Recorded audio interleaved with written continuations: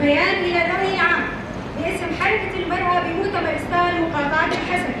ضمن الحملة العالمية التي انطلقت بالحرية الجسدية للقائد عبد الله أوجلان، حملة ارغب لإيقاف القائد، انطلاقا من النداء التاريخي نداء السلام والمجتمع الديمقراطي الذي أطلقه القائد عبد الله أوجلان بتاريخ 27 من شباط لعام 2025 لترسيخ قيم الديمقراطية والسلام والتعايش بين الشعوب. بدأت مؤتمر ستار مقاطعة الحسكة إلى إطلاق حملة نسائية تحت شعار أرغب في لقاء القائد، شملت جميع نواحي وبلدات مقاطعة الحسكة بالتاريخ 9 من شهر أيلول فعاليات عديدة منها أمسية شعرية وسبوتات ضمن الكومينات وكتابة رسائل ومسيرات. الحملة لاقت صدى واسعا وشارك فيها جميع النساء من كرد وعرب وسريان وأهل في المدن والبلدات، وانضم إليها العديد من النساء من المؤسسات. إننا كحركة نسائية بمؤتمر ستار مقاطعة الحسد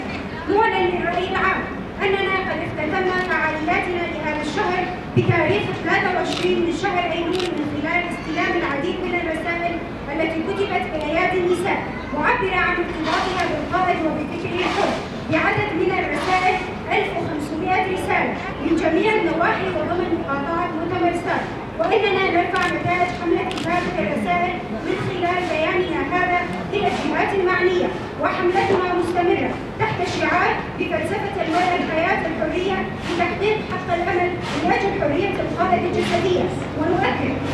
أن مطلبنا يندرج في إطار الحقوق الإنسانية الأساسية وفي مقدمتها حق الأمل والحق في الحرية والسلام والعدالة، ونأمل أن يحظى هذا النداء باهتمام جاد ومسؤول من قبل الجهات المعنية بما ينسجم مع مبادئ القانون الدولي والمواثيق الأممية.